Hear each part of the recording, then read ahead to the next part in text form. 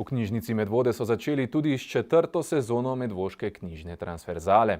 Projekt je namenjen osnovnošolskim otrokom in njihovim družinam, saj poleg šolarja sodeluje vsaj še en odrasel član družine.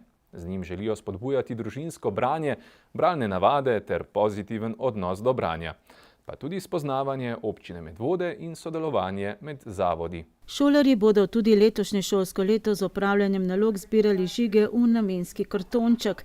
Natisnete si ga lahko sami iz povezave na spletni strani knjižnice Medvode, kjer si lahko preberete tudi bolj natančna navodila o poteku projekta.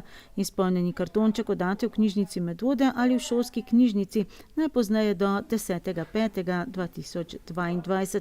Vsi sodelujoči učenci bodo na koncu šolskega leta prejeli priznanje za sodelovanje.